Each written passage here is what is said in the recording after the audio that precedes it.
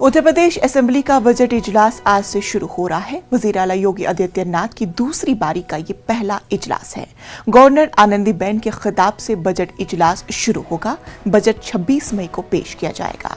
इजलास से कबल मीडिया से खिताब करते हुए वजीर आला योगी आदित्यनाथ ने कहा कि हुकूमत हर मुद्दे पर तामीरी बहस के लिए तैयार है।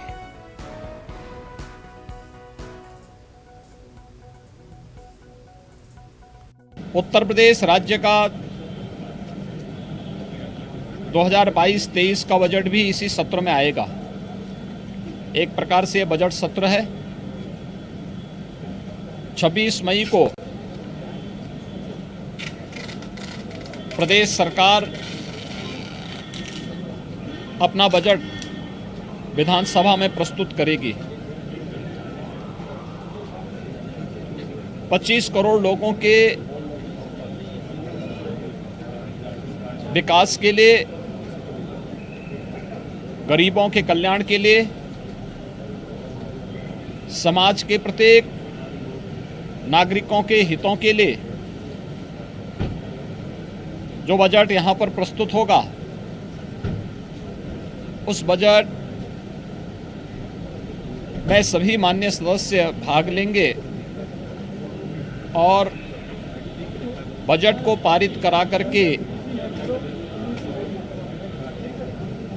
प्रदेश की 25 करोड़ जनता के जीवन में व्यापक परिवर्तन करने में अपना योगदान भी देंगे।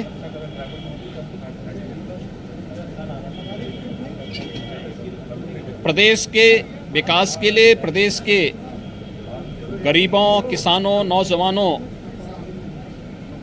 और आधी आबादी के हितों के लिए किसी भी प्रकार की कोई चर्चा परिचर्चा के लिए सरकार सदैव तैयार रहेगी। स्वाभाविक रूप से सभी सदस्यों को इस अवसर पर सदन में अपनी बात को रखने का मौका भी मिलेगा, लेकिन माननीय सदस्यगण अपनी बात को तभी सदन में रख पाएंगे जब उस प्रकार का माहौल सदन के अंदर विपक्ष बनाने में अपना योगदान देगा। सरकार हर मुद्दे पर चर्चा करने और प्रत्येक माननीय सदस्य के द्वारा उठाए जाने वाले मुद्दे को एक सार्थक और सारगर्भित चर्चा के साथ ही उसका उत्तर देने के लिए भी पूरी तरह तैयार रहेगी। 18वीं विधानसभा के गठन के साथ ही पहला सत्र प्रारंभ होने पर मैं सभी माननीय सदस्यों का एक बार फिर से हृदय से स्वागत करता हूं, उनका अभिनंदन करता हूं और विश्वास व्यक्त करता हूं कि अपनी रचनात्मक ऊर्जा का उपयोग उत्तर प्रदेश के विकास के लिए यहां पर दे करके उत्तर प्रदेश के विकास को एक नई ऊंचाई तक पहुंचाने में अपना योगदान देंगे।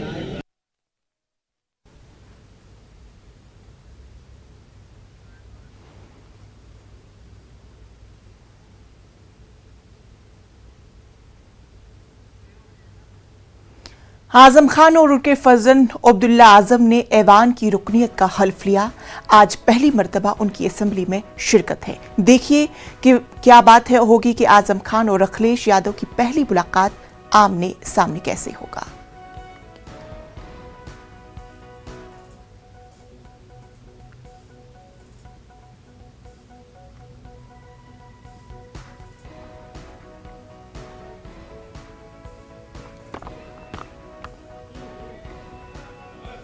असेंबली में शिरकत होने के बाद देखने वाली ये बात होगी कि आजम खान और अखिलेश यादव की पहली मुलाकात या आमना सामना कैसे होगा।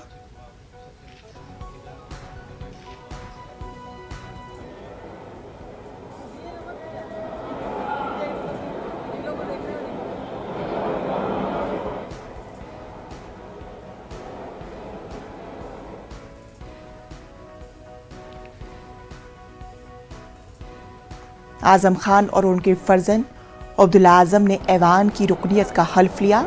आज पहली मर्तबा उनकी असेंबली में शिरकत है। इस शिरकत के बाद देखने वाली बात यह होगी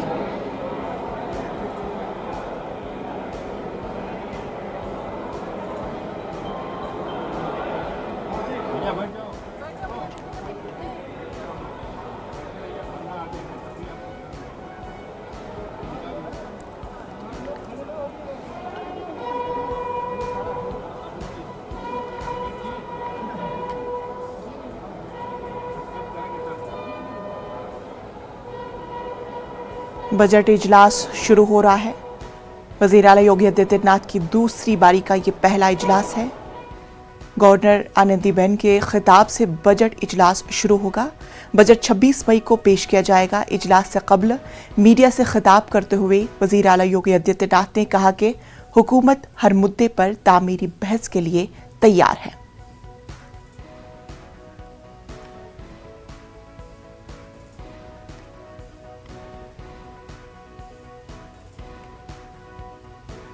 तो नाजरीन, अभी की बड़ी खबर आपको बता दें कि बिहार के पूर्णिया में पाइप से भरा ट्रक पलट गया, जिसके नतीजे में 8 मजदूर मौके पर ही हलाक हो गए, जबकि 5 शदीद तौर पर जख्मी हुए हैं। उनमें 2 की हालत इंतहाई नाजुक बताई जाती है। जख्मियों को नजदीकी अस्पताल में दाखिल करा दिया गया है। मजदूरों ने बताया कि वो बोरिंग करने का काम करते हैं और ट्रक पर पाइप लाद कर वो त्रिपुरा से जम्मू कश्मीर जा रहे थे।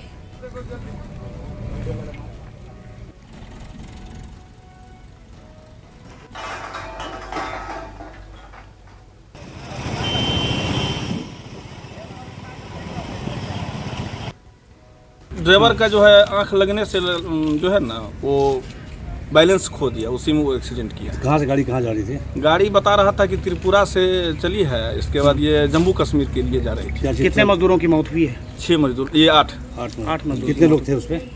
14 ये लोग बता रहे थे, बाकी सब इंजोर्ड थे, उनको हॉस्पिटल पहुँचाया गया है। स्थानीय अस्पताल जी। कहाँ के रहने वाले सब हैं? ये सब राजस्थान के रहने वाले हैं। कहाँ से कहाँ जा रहे थे आप लोग? हम अगरतला से आए थे, वहाँ से त्रिपुरा से, और जा रहे थे जम्मू। अच्छा। तो ये रास्ते में हादसा हुआ है। पाइप लदा हुआ था गाड़ी में। लगा हुआ था। तो कहाँ के रहने वाले हैं आप लोग? मैं यूपी का रहने वाला हूँ। कितने लोग सवार थे उसमें ट्रक में? उसमें ट्रक में टोटल 16 लोग सवार थे। तो कितने लोगों की मौत हुई है? 8 लोगों की मौत हुई है। Spot death. कैसे हुआ ये हादसा? अब पता नहीं, हम लोग तो सो रहे थे, वो ड्राइवर था वो पटरी पे लेके चल। तो नाज़रीन, अभी आपको बताते कि यूपी असेंबली में अभी हंगामा आराई शुरू हो चुकी है।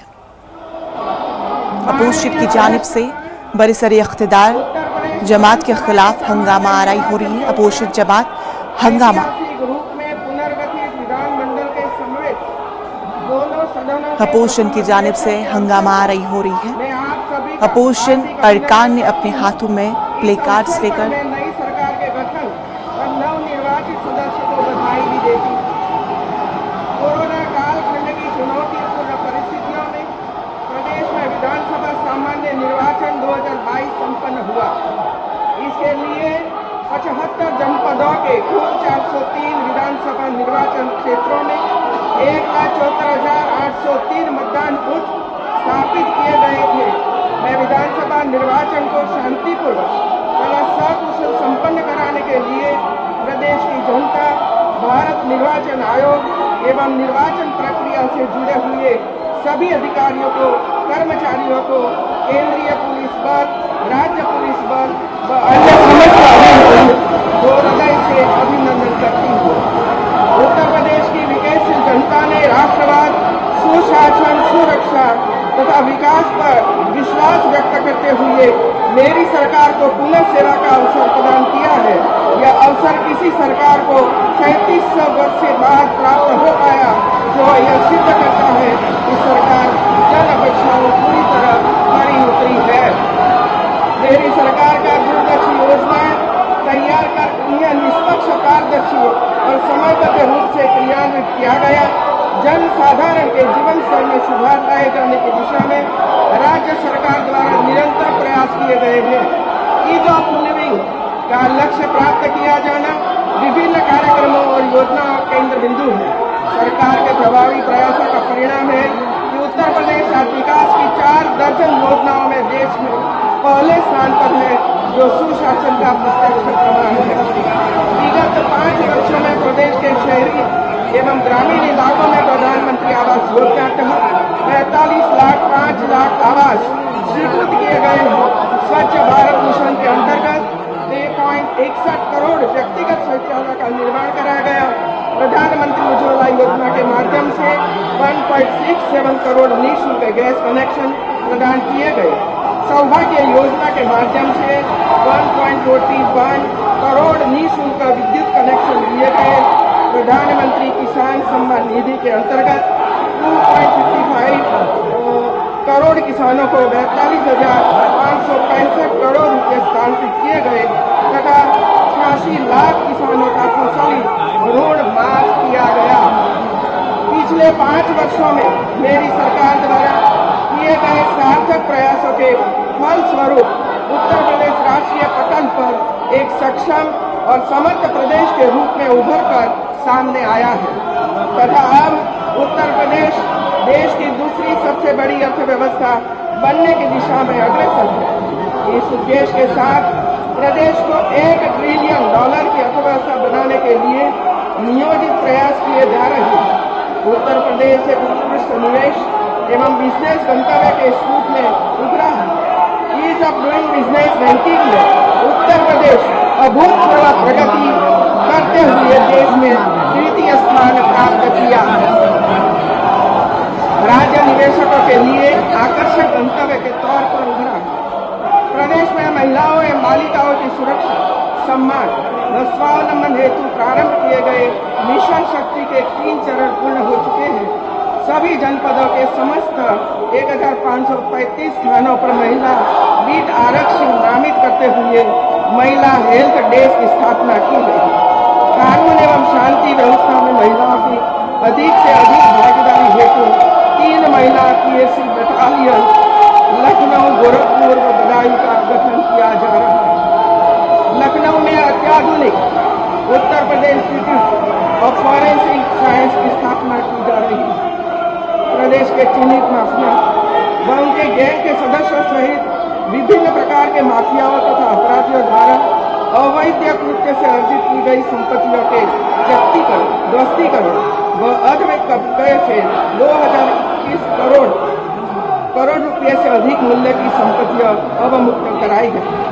होमगार्ड संगठन पुलिस बल सहयोगी बल के रूप में महत्वपूर्ण योगदान दे रहा है। होमगार्ड्स को कानून व्यवस्था की ड्यूटी पर नियुक्त किए जाने के लिए और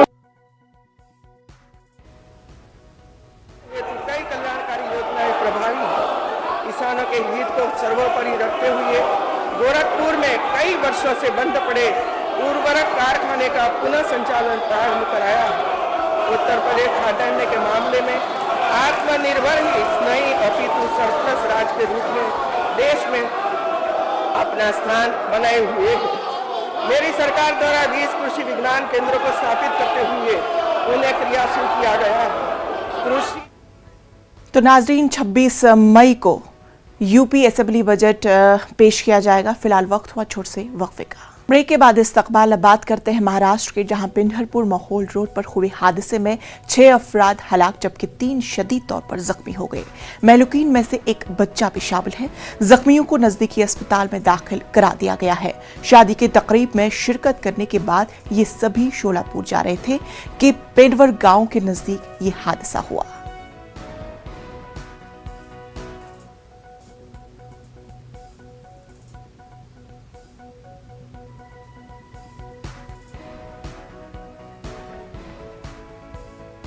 दिल्ली, हरियाणा, उत्तराखंड, हिमाचल प्रदेश और यूपी के मुख्तलिफ इलाकों में आज बारिश के बाद दर्ज हरारत में बहुत हद तक कमी हुई है। हिमाचल प्रदेश के बालाई इलाकों में ताज़ा बर्फबारी हुई, जिसके नतीजे में पूर्वी खित्ते में मौसम का मिजाज बदल चुका है। कई इलाकों में बेचैन करने वाली तपिश से लोगों को राहत मिली है। जहां जहां बारिश हुई वहां पर मौसम खुशगवार हो चुका है। लेकिन दिल्ली वालों को आज सुबह सवेरे हुई बारिश के बाद ट्रैफिक जाम के मसले का सामना रहा। नरसिंहपुर में नेशनल हाईवे पर भारी मिकदार में पानी जमा होने से आमदोरफ्त बहुत मुतासिर हुआ है। एनसीआर में कई रिहायशी कॉलोनियों में पानी जमा हो चुका है, जिसे निकालने के लिए म्युनिसिपल का अमला सरगर्म हो गया है।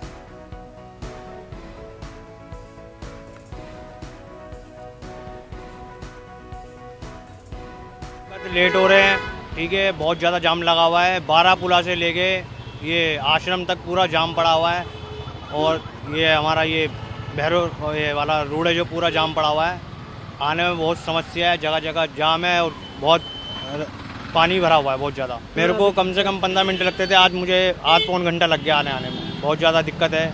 परेशानी हो रही है जनता को, क्यों नहीं हो रही है परेशानी। अभी इस रूट पे कभी मैंने इस टाइम पे भी एक्सपेक्ट नहीं किया था कि इतना जाम मिलेगा, इतना पानी भरा रहेगा यहाँ पर, जबकि ये फ्लाईओवर नया है, ये पुराना नहीं है। क्या क्या काम करवाया कुछ समझ में नहीं आ रहा है। परेशानी हो रही है, दिक्कत हो रही है बहुत ज्यादा। मेरे को हो गया तकरीबन इसी फ्लाईओवर पे ही 15 से 20 मिनट हो गए मुझे चलते चलते। महाराष्ट्र के चंद्रपुर में भयानक आतिशबाजी पर आज सुबह तक भी काबू नहीं पाया जा सकता था। बलरामपुर की पेपर मिल में नीलगिरी की लकड़ी के इस डिपो में ऊंचे ऊंचे शोले किसी को नजदीक आने नहीं दे रहे थे। यहाँ रुकी हुई 30,000 टन लकड़ी राख बन चुकी है। बम्बू का एक डिपो और पेट्रोल पंप भी आग की नजर हो चुके हैं। पेट्रोल पंप में धमाकों का खदशा था, लेकिन खुशकिस्मती से यहाँ ईंधन कम था।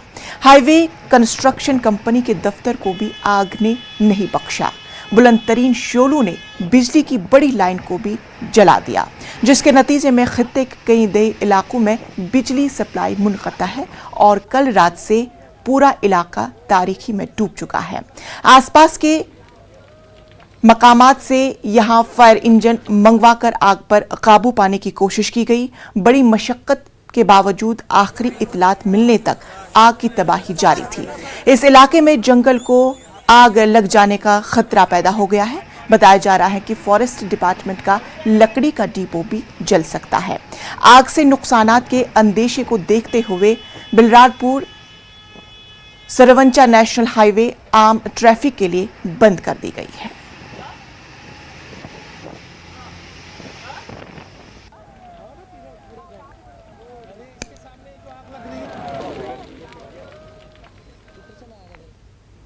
महकमे सेहत के मुताबिक मुल्क में कोरोना के 2022 नए मामलों की तस्दीक हुई। गुज़श्ता 24 घंटों के दौरान 46 मरीजों की कोरोना से मौत हो गई, जबकि इसी अरसे में 2000 से जायद लोग कोरोना से शिफायाब हुए।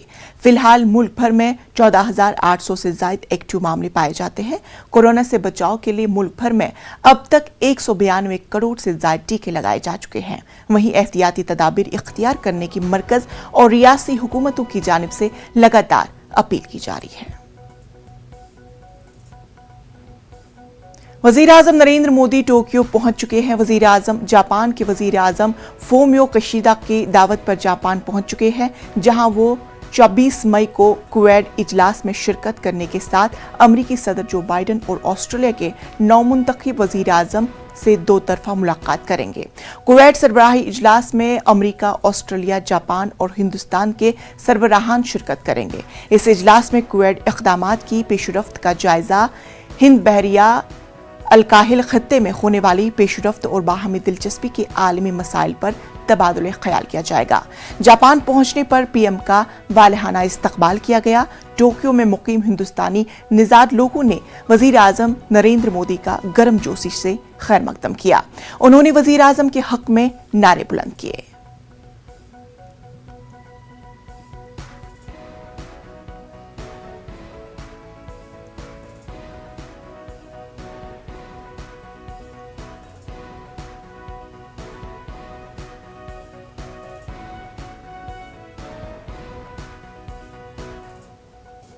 मुल्क के मुख्तलिफ स्टेशनों में ट्रेनों के रुकने के अमल को बंद करने के बाद मुतल्लिका मकाम के मुसाफिरों को परेशानियों का सामना करना पड़ रहा है, लिहाजा वो इस अमल की मुखालफत कर रहे हैं।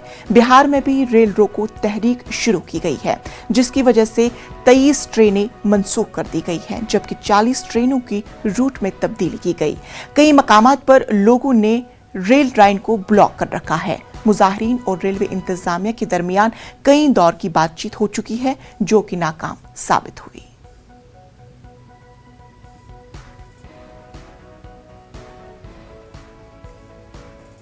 सांसद ललन सिंह को वोट किया, फिर भी वो लोग हमारे साथ नदारद। हम अगर वोट नहीं भी रहेंगे तो हम फिर भी ट्रेन का स्टॉपेज लेना है और लेकर ही रहेंगे।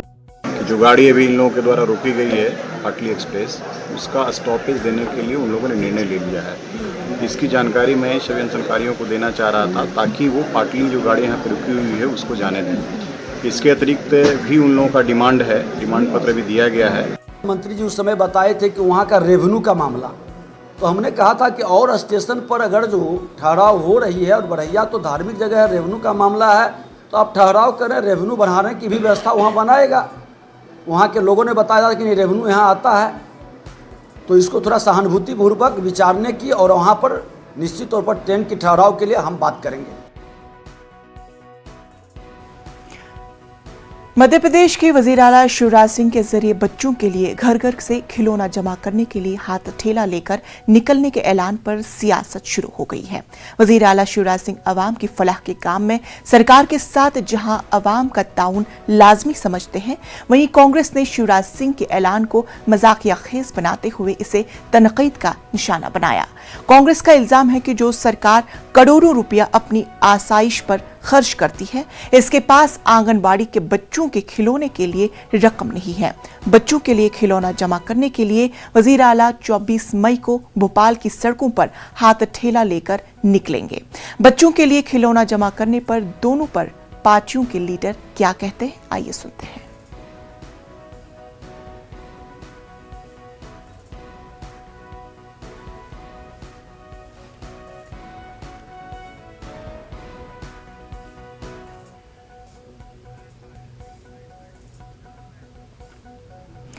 फिलिपाइन में कश्ती में लगी आग के नतीजे में 7 अफराद हलाक जबकि 7 लापता बताए जा रहे हैं। बहरिया के एहलकारों ने 105 मुसाफिरों को बचाने में कामयाबी हासिल की है।